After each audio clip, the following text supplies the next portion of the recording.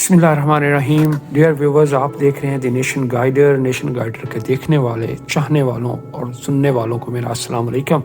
हम बात कर रहे थे तारीख़ उंदलस, तारीख़ गरनाता और तारीख़ अस्पानिया के आखिरी दौर की, कि किस तरह से अस्पानिया की सरजमीन से इस्लाम का सूरज हमेशा के लिए गरूब हुआ और किस तरह से मुसलमानों के अपने ही लापरवाहियों, अपनी बगावतों और अपनी ही कम अक्ली की वजह से बग़ैर लड़े हुए इतनी अजीम शान सल्तनत सलीबियों के हाथ में आ गई। तो डियर व्यूअर्स, हम अपनी आज की वीडियो का आगाज़ करते हैं। वीडियो का आगाज़ करने से पहले अगर आपने मेरे चैनल को सब्सक्राइब नहीं किया तो प्लीज़ सब्सक्राइब करें और बेल आइकन का बटन दबाएं ताकि मेरी हर अगली आने वाली वीडियो का नोटिफिकेशन आपको मिल सके। डियर व्यूअर्स, अबू अब्दुल्ला हथियार डालने के लिए मलका इसाबेला अव्वल और इसका खामन ताज अरगोन के बादशाह फर्नांडिस के सामने पेश होते हुए अबू अब्दुल्ला को बेटा कहने और मुसलमानों को खैर ख्वाही का दम भरने वाला फर्नांडिस अब अपने असल रूप में आ गया। इसने अबू अब्दुल्ला को पैगाम भिजवाया कि अब गरनाता की चाबियां मसीहों के हवाले कर दी जाएं। ये पैगाम मिलते ही अबू अब्दुल्ला के पैरों तले ज़मीन निकल गई। अपनों से गद्दारी करने का अंजाम इसे नज़र आने लगा। इसने अहले गरनाता से मशवरा किया। अहले गरनाता मूसा और तारक के फर्जंद थे। इन्होंने आखिरी दम तक लड़ने का इरादा जाहिर किया। अहले गरनाता और फर्नांडिस में सख्त लड़ाई लड़ी गई। मुसलमानों को इल्म था कि उंदलस में अब गरनाता ही इनकी आखिरी उम्मीद है, लिहाजा वो जम कर लड़े और उन्होंने मसीहों को शिकस्त से दो चार कर दिया। गरनाता के मज़ाफ़ात के इलाके दोबारा मुसलमानों के कब्ज़े में आ गए। इनमें अलबशरात नामी पहाड़ी इलाका भी शामिल था। कुदरत कौमों को संभलने के लिए कई मौके देती है। यूसुफ बिन ताशफीन की आमद से लेकर अबुल हसन की तख्त नशीनी तक अहले उंदलस को संभलने के कई मौके मिले, मगर इक़्तिदार की हवस और ख्वाहिश में अपनों से गद्दारी ने अहले उंदलस को बर्बाद करके छोड़ा। इस नाजुक मौके पर जब मसीही उंदलस में मुसलमानों को आखिरी पनाहगाह के सामने मोर्चा जन थे, इस वक्त भी अहले उंदलस की आपस की नाइत्तफ़ाक़ी ख़त्म न हुई। अहले गरनाता की अबू अब्दुल्ला की सरबराही में मसीहों के ख़िलाफ़ कामयाबियाँ इसके चचा अलज़ागल को एक आँख न बाई। वही मोहम्मद बिन साद अलज़ागल जो कुछ अरसा कबल मुसलमानों के इत्तेहाद की खातिर अपने भाई सुल्तान अबुल हसन के हक़ में अपनी सल्तनत से दस्तबरदार हो चुका था, इस दफ़ा इसने शर्मनाक हरकत की। अलज़ागल ने अहले गरनाता के ख़िलाफ़ फर्नांडिस के हक़ में अपनी खिदमत पेश करते हुए फर्नांडिस को अबू अब्दुल्ला पर हमला करने पर उकसाया। फर्नांडिस ने यह सुनहरी मौका जाने ना दिया और एक दफ़ा फिर मुसलमानों को आपस में लड़वा दिया। एक दफ़ा फिर वही हम मुसलमान, एक दफ़ा फिर यही वो सलीबी, एक दफ़ा फिर हम ही उनके हथियार बने, एक दफ़ा फिर हमें हम ही से लड़ाया गया, एक दफ़ा फिर मुसलमान के सामने मुसलमान को लाया गया। जी हाँ डियर व्यूअर्स, अब अलज़ागल ने फर्नांडिस की मदद के साथ अबू अब्दुल्ला पर हमले करने शुरू किए। गरनाता के मुज़ाफ़ात के तमाम किले एक एक करके मसीहों के कब्ज़े में दोबारा चले गए और आखिरकार अहले गरनाता महसूर होकर रह गए। गरनाता के तख्त का ख्वाहिशमंद अलज़ागल को फर्नांडिस ने इसकी खिदमत का सिला देते हुए इसे अस्पानिया से निकल जाने का हुक्म दिया। अलज़ागल फर्नांडिस का मुंह देखता रह गया, पर अब क्या कर सकता था। यही बगावत और यही बागियों की सज़ा है। यकीन करें, वो दुश्मन जब बगावत पर उकसाता है और गद्दार पैदा करता है तो फिर गद्दारों को गोद में नहीं बिठाता। वो जानता है कि गद्दार जो अपनों के साथ गद्दारी कर सकता है वो हमारा नहीं हो सकता, और यही गद्दारों की तारीख़ रही है। आप पढ़ लें शुरू से लेके आज तक, आप देख लें शुरू से लेके आज तक। अगर आप तारीख़ से सबक सीख चुके हैं या सीख रहे हैं तो ये आपको मालूम हो जाएगा कि जिस मुसलमान ने गद्दारी की, कुफ़ार ने उसको कभी भी गोद में नहीं उठाया, बल्कि उसका अंजाम बहुत बुरा ही हुआ है, और यही अलज़ागल था। और इसी अलज़ागल को फर्नांडिस ने निकल जाने का हुक्म दिया और वो मुंह देखता रह गया और आखिरकार मराकश में जला वतन कर दिया गया और वहीं गुमनामी की मौत मर गया। गद्दारों का अंजाम यही होता है। डियर व्यूअर्स, कूते गरनाता दीवार पर लिखी तहरीर थी जिसे जल्द या बदेर पेश आना था। अगर गद्दार अबू अब्दुल्ला ना भी पैदा होता तब भी गरनाता 1492 में ना सही 5-10 बरस बाद ज़ीर हो जाता, और इसके ज़ेर होने की वजह अगरचे हुक्मरान थे لیکن وہاں کے عوام بھی اتنے ہی قصوروار ہیں جتنے کہ حکمران، کیونکہ عوام اپنے حکمرانوں کو یہ کرنے کی اجازت کیوں کر دے سکتے ہیں؟ ایک مسلمان فرد اپنے حکمران کو کس طرح سے اسلام اور مسلمانوں کی زندگیوں سے کھیلنے کی اجازت دے سکتے ہیں؟ جب عوام سوئے رہیں گے تو حکمرانوں کو منمانیاں کرنے کی کھلے عام اجازت ہوگی۔ وہ جو چاہیں گے وہ کریں گے، وہ جس کو چاہیں گے ہمیں بیچ دیں گے، وہ جس سے چاہیں گے ہمارا سودا کر لیں گے۔ لہٰذا سلطنتوں کی حفاظت حکمران نہیں کرتے بلکہ عوام کرتے ہیں، اور عوام کو ہر حال میں جاگنا ہے اور جاگتے رہنا چاہیے۔ 2 جنوری 1492 الحمرا کی لال دیواروں پر یسوع مسیح کے مقدس فریرے لہرا رہے ہیں۔ مسلمان سلطان عمدہ لباس زیب تن کیے 70-80 شہسواروں کے ہمراہ شاہی جوڑے فرنینڈر اور ایزابیلا کے ہاتھ چومنے نکلا ہے۔ پسپائی کے معاہدے کے تحت ایزابیلا اور فرنینڈر ہاتھ چومنے کی پیشکش کو قبول نہیں کریں گے، اور غرناطہ کی کنجیاں محمد دعاز ازدہم کے ہاتھوں میں، عیسائی ہاتھوں میں منتقل ہو جائیں گی۔ محمد دعاز ازدہم کے بعد ماں نے اپنے بیٹوں کو اس ذلت سے بچانے پر اصرار کرتے ہوئے یہ شک خاص طور پر معاہدے میں شامل کروائی تھی۔ ذلت کون سی؟ کہ وہ ہاتھ نہیں چومے گا۔ اب باقی رہ ہی کیا گیا تھا؟ جب اسی حکمران نے اپنے باپ کے خلاف بغاوت کرتے ہوئے صلیبیوں کا ساتھ دیا تھا، تو کیا اس وقت اس کو ذلت محسوس نہ ہوئی تھی جو آج اس کو ذلت سے بچایا جا رہا تھا؟ مسلم سلطان کا محبت احترام سے خیر مقدم کیا گیا، اس کا فرزند اس کے حوالے کیا گیا، جسے فرنینڈر نے یرغمال بنا کر رکھا ہوا تھا۔ جی ہاں ناظرین، فرنینڈر نے ابو عبداللہ کے بیٹے کو یرغمال بنایا ہوا تھا اور حسب جا میں رکھ کر دھمکیاں دے کر اس کو ڈرایا اور دھمکایا تھا، اور اولاد کی محبت میں اس سے ملک کو خالی کرنے کا کہا گیا تھا۔ پھر 400 کے قریب قیدیوں کا ایک سنجیدہ اور متعین جلوس صلیب اٹھائے منا جاتے گاتے ہوئے آیا۔ جب شاہی جوڑے نے اپنے گھوڑوں سے اتر کر صلیب کو تعظیم پیش کی تو تمام حاضرین کی آنکھیں اشکبار ہو گئیں۔ وہاں کوئی ایسا شخص موجود نہیں تھا جس کے گالوں پر آنسو رواں نہ ہوں۔ عیسائی آنکھیں اپنے یسوع مسیح کی ممنونیت کے احساس سے نم تھیں، جبکہ سلطان اور اس کے ساتھیوں کی آنکھیں اپنا درد چھپانے سے قاصر تھیں۔ کیوں نہ ہوتی کہ غرناطہ دنیا میں سب سے ممتاز، سب سے بلند مرتبہ تحفہ ہے۔ یہ روداد ایک عینی شاہد نے لکھی ہے، اور اس میں واقعہ کا ذکر ہے جب غرناطہ کے حکمران محمد ابو عبداللہ نے الحمرا کی کنجیاں حملہ آور فرنینڈر اور ایزابیلا کے حوالے کر کے 781 برس بعد اسپین سے مسلمان اقتدار کا آخری چراغ بھی بجھا دیا۔ روایت ہے کہ الحمرا کا آخری تاجدار محمد ابو عبداللہ جس دروازے سے گزر کر اجداد کے تعمیر کردہ حرم کی کنجیاں فرنینڈر کو پیش کرنے گیا تھا، اس نے درخواست کی تھی کہ اس دروازے کو پاٹ دیا جائے تاکہ آئندہ کوئی اس سے نہ گزر سکے۔ فرنینڈر نے یہ درخواست منظور کرتے ہوئے دروازہ چنوا دیا تھا۔ اس وقت ابو عبداللہ کے دل پر کیا گزر رہی ہوگی؟ وہی جو آدم کے دل پر جنت سے نکلتے وقت گزری ہوگی۔ اگلے چند اشروں کے اندر اسپانوی امپائر دنیا کی پہلی گلوبل سپر پاور کے روپ میں ابھر کر سامنے آ گئی تھی، جس کا غلبہ دنیا کے 5 بر اعظموں کے وسیع خطوں پر تھا۔ 16ویں صدی میں اسی امپائر کو اسپین والے آج تک اپنی تاریخ کا سنہرا دور کہتے ہیں۔ اسی دوران نہ صرف اس امپائر نے ایک بڑے خطے پر حکومت کی، بلکہ ادب، شاعری، مصوری، تعمیرات اور مجسمہ سازی میں کمال حاصل کیا، کیونکہ یہ سب لیگیسی تھی جو مسلمان وہاں چھوڑ کر گئے تھے۔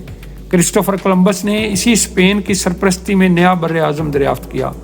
یہیں سے پہلی بار دنیا کے گرد سفر شروع ہوا۔ نیا بر اعظم دریافت کرنا ان کے لیے وہ نیا تھا۔ میں اپنی پچھلی ویڈیو میں بھی بتا چکا ہوں جو امریکہ کے بارے میں نے بنائی تھی، کہ یہ کوئی دریافت نہیں کیا گیا، ان لوگوں کے لیے وہ نئی دنیا تھی، جبکہ وہاں پر ریڈ انڈین آباد تھے جن کو وہاں سے نکالا گیا، غلام بنایا گیا۔ یہ ایک الگ سے بات ہم کر چکے ہیں۔ ناظرین، سکوتا کوئی ایک پل کی بات نہیں تھی۔ یہ ابو عبداللہ کی غداری کے سبب صرف نہیں ہوا، صرف اس بات پر نہیں ہوا کہ الزاگل نے غداری کر دی۔ غدار تو ہر قوم میں ہر وقت موجود ہوتے ہیں، لیکن یہ سلسلہ بڑے لمبے عرصے سے چل رہا تھا۔ نہ صرف غرناطہ کے مسلمان نصری حکمران ہر سال باقاعدگی سے خراج دیا کرتے تھے، بلکہ برخورداری اور اطاعت گزاری کا ثبوت دینے کے لیے کشتالیہ کی جنگوں میں اپنے سپاہی اور سامان رسد بھی بھیجا کرتے تھے۔ حتیٰ کہ 1248 میں جب فرنینڈڈ ثالث نے مسلم اشبیلیہ کا محاصرہ کیا تو الحمرا کے بانی الاحمر نے خود اس جنگ میں 500 منتخب شاہ سواروں کے ساتھ عیسائیوں کی طرف سے مسلمانوں کے خلاف شرکت کی تھی۔ اس کے علاوہ ٹیکنالوجی میں بھی ان لوگوں نے ترقی نہیں کی تھی۔ جب غرناطہ اور عیسائی مد مقابل آئے تو اب یہ وہی پرانی جنگ نہیں رہی تھی، زمانہ قیامت کی چال چل چکا تھا اور اب یہ جنگ ٹیکنالوجی کی جنگ تھی۔ فرنینڈڈ کی فوج کے پاس اس زمانے کے لحاظ سے جدید ترین توپیں اور بندوقیں تھیں، جبکہ مسلمانوں کا اب بھی بڑی حد تک انحصار تیر اور تیگ پر تھا۔ مسلمانوں نے مضبوط قلعے بنا رکھے تھے جنہیں روایتی محاصرے میں فتح کرنا ناممکن کے قریب تھا، لیکن فرنینڈڈ کے پاس غیر روایتی بارودی توپیں اور پتھر کے گولے برسانے والی توپیں تھیں، جن کے سامنے مسلمانوں کی سیسہ پلائے قلعے ریت کے ڈھیر ثابت ہوئے۔ دراصل مسلمانوں کا نہ صرف علمی اور سائنسی بلکہ جنگی زوال بھی 2 صدیاں پہلے ہی شروع ہو چکا تھا۔ تاریخ داں لکھتے ہیں کہ 1495 میں فرنینڈڈ کے پاس 179 توپیں تھیں، جبکہ غرناطہ کی سلطنت کے پاس عیسائیوں سے چھینی ہوئی ایک آدھ توپ کے سوا کچھ نہیں تھا۔ ملکہ ایزابیلا نے بارودی ہتھیاروں کی تیاری پر خاص توجہ دی اور اس مقصد کے لیے اٹلی، جرمنی اور فرانس سے ماہر جنگی انجینئرز منگوائے گئے۔ ہر عیسائی لشکر کے ساتھ توپ ساز اور بارود ساز بھی ہوا کرتے تھے، جو نہ صرف خراب توپوں کی مرمت کرتے تھے بلکہ ضرورت پڑنے پر میدان جنگ میں ہی نئی توپیں بنا بھی سکتے تھے۔ اس بھاری توپ خانے کو سلطنت غرناطہ کے جنگلوں سے ڈھکے ہوئے پہاڑی علاقوں تک پہنچانا آسان نہ تھا۔ اس مقصد کے لیے عیسائی لشکر کے جلوے میں مزدوروں اور رضاکاروں کا ایک اور لشکر چلتا تھا، جو وسیع علاقے میں جنگلوں کو ختم کرتا جاتا اور چھوٹی بڑی پہاڑیوں کو ہموار کر کے ہر طرف سڑکوں اور پلوں کا جال بچھاتا جاتا تھا۔ چنانچہ اب لشکروں، توپ خانے اور رسد کی ترسیل بے حد آسان ہو۔ سقوط غرناطہ سے کچھ عرصہ قبل جب فرنینڈڈ کی فوجوں نے ریاست غرناطہ کے شہر ملاقہ کا محاصرہ کیا تو شہر روایتی نقطہ نظر سے ناقابل تسخیر تھا۔ فصیلوں کے برج اونچے تھے، مرکزی قلعہ ایک پہاڑی جبل الفارو کے اوپر بنا ہوا تھا، جہاں سے حملہ آور افواج پر تیروں کی بارش کی جا سکتی تھی اور ان پر ابلا ہوا پانی پھینکا جا سکتا تھا۔ لیکن فرنینڈڈ اپنے ساتھ توپیں لے کر آیا تھا۔ یہ 7 بڑے دہانے کی توپیں تھیں، جنہوں نے دن رات گولہ باری کر کے جبل الفارو کو راکھ اور دھوئیں کا ڈھیر بنا دیا۔ شہر کی فلک بوس فصیلوں کے نیچے بارود رکھ کر انہیں اڑا دیا گیا۔ جب فاتح عیسائی افواج نے شہر میں داخل ہو کر تمام مردوں کو غلام اور عورتوں کو کنیزیں بنا کر شہر بدر کر دیا تو مالکہ کی عورتیں گلیوں میں چھاتی کوٹتی ہوئی اور یہ بیان کرتی ہوئی جاتی تھیں، او مالکہ، او شہر جمیل، او قریہ معتبر، کہاں گئی تیرے قلعے کی طاقت، کہاں ہے تیرے برجوں کی حیت، کس کام کی یہ چوڑی فصیلیں جو تیرے بچوں کو نہ بچا سکیں۔ اب وہ اجنبی زمینوں پر ایک دوسرے کا ماتم کرتے ہوئے جائیں گے اور غیر ان کی ہنسی اڑائیں گے۔ کیتھولک ملکہ کہلائی جانے والی ایزابیلا نے دنیا کی تاریخ میں پہلی بار گشتی جنگیں، ہسپتالوں کا تجربہ کیا۔ اس کے لشکر کے ساتھ ڈاکٹروں کی ایک ٹیم چلتی تھی جو زخمیوں کا فی الفور علاج کرتی تھی، جس کا خرچ ملکہ اپنی جیب سے ادا کرتی تھی۔ اس لیے ایزابیلا کو ہسپتالوں کی ملکہ بھی کہا جاتا ہے۔ خیر، ہم واپس چلتے ہیں 2 جنوری 1492 کے دن کی طرف اور اندازہ لگانے کی کوشش کرتے ہیں کہ اس دن ابو عبداللہ کے دل پر کیا گزر رہی ہو۔ عینی شاہدوں کے مطابق ابو عبداللہ کی آنکھیں اس کے بعد بھی خشک نہیں ہوئیں۔ روایت ہے کہ وہ اسی تقریب سے سیدھا اپنے ساتھیوں اور خاندان کے افراد کے ہمراہ غرناطہ سے رخصت ہو گیا۔ جب وہ اس چوٹی تک پہنچا جہاں سے الحمرا کا آخری بار نظارہ کیا جا سکتا تھا تو اس کی آنکھوں سے ایک بار پھر آنسو چھلک پڑے۔ اس کی بارو ماں عائشہ اس کے ساتھ تھی۔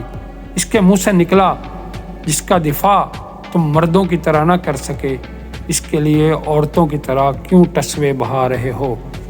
اگر یہ روایت درست ہے تو پھر اس موقع پر سلطان گریہ و قنا کی ماں کی آنکھوں میں خون کے آنسو ہونے چاہیے تھے، کیونکہ یہ عائشہ ہی تھی جس نے بیٹے کو اپنے خاوند ابو الحسن علی کے خلاف بغاوت پر اکسایا تھا۔ پہاڑی کے اس مقام کو اسپانوی آج بھی مور کی آخری آہ کے نام سے یاد کرتے ہیں۔ سلمان رشدی نے اس سے تصرف کرتے ہوئے مورز لاسٹ سائٹ نامی ناول لکھا۔ فرنینڈڈ نے کمال فیاضی کا مظاہرہ کرتے ہوئے ابو عبداللہ کو غرناطہ کے جنوبی پہاڑوں میں ایک چھوٹی سی جاگیر عطا کی تھی، لیکن وہ وہاں رکا نہیں اور سیدھا مراکش چلا گیا۔ وہاں پہنچنے سے پہلے اس نے وہاں کے سلطان کو ایک خط لکھا تھا جسے تاریخ دان المقری نے نقل کیا ہے۔ خط کیا ہے؟ قسم پرسی کا مرکہ ہے، اس میں ایک طرف گمگشتہ خوئے سلطانی بھی ملحوظ رکھی گئی ہے تو دوسری طرف حریری آستین کے اندر سے دست گدا بھی دراز ہے۔ وہ لکھتا ہے، صاحب کشتالیہ فرنینڈ نے ہمارے لیے ایک پروکار اقامت کا اہتمام کیا ہے اور خود اپنے ہاتھ سے لکھ کر تحفظ کی ضمانت دی ہے، لیکن بنو الاحمر کے جانشین کی حیثیت سے ہم نے اسے قبول نہیں کیا۔ خدا پر ہمارا ایمان ہمیں اس بات کی اجازت نہیں دیتا کہ ہم کفر کے امان میں رہیں۔ یہاں تو کفر کے امان میں رہنا اسے منظور نہیں ہے، لیکن کفر کے ساتھ مل کر اپنے ہی باپ کے خلاف جنگ کرنا، اور وہ بھی اسلام کے دشمنوں کے ساتھ مل کر، یہ اسے قبول تھا۔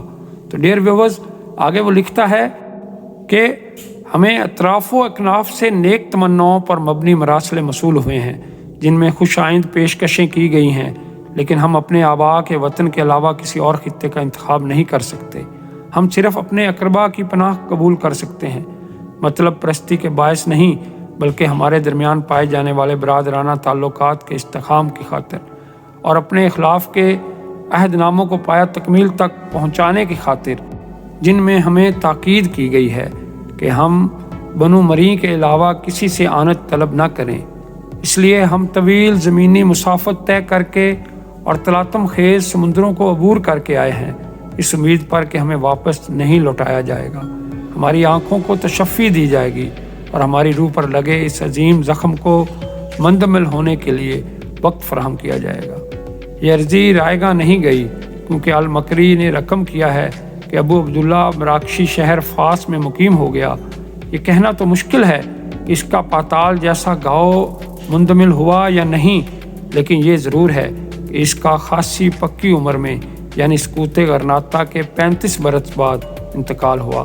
ایسا لگتا ہے کہ الاحمر خان وادے کے آخری سلطان کو اپنے ساتھ کچھ زیادہ مال و زر لانے کا موقع نہیں مل سکا، کیونکہ تاریخ دان المکری 1618 میں اس کے پڑپوتوں سے ملا تھا جن کی گزر اوقات زکوٰۃ و صدقات پر تھی، رہے نام اللہ کا۔ تو ناظرین، یہ تھی سکوت غرناطہ کے وہ لمحات جس میں ابو عبداللہ کا کردار آج ہم نے پیش کیا۔ یہ ہے ہماری تاریخ جس سے ہمیں سبق سیکھنا چاہیے، اور آنے والے وقتوں میں اسی تاریخ سے سبق سیکھتے ہوئے فیصلے کرنے چاہیے۔ آپ کو میری یہ ویڈیو کیسی لگی کمنٹ میں ضرور بتائیے گا، لائک کیجیے گا اور میرے چینل کو کیجیے گا سبسکرائب، بیل آئیکن کا بٹن دبا دیجیے گا تاکہ میری ہر آنے والی ویڈیو کا نوٹیفیکیشن آپ کو مل سکے۔ اپنے ارد گرد کے لوگوں کا بہت خیال رکھیے گا، اور تاریخ سے آگاہ رہنے کے لیے ہمارے چینل کے ساتھ جڑے رہیے گا۔ اگر وقت نے دی مہلت اور زندگی نے ساتھ دیا تو انشاءاللہ تعالی اگلی ویڈیو میں آپ کے سامنے پھر حاضر ہوں گے۔ تب تک کے لیے اللہ حافظ۔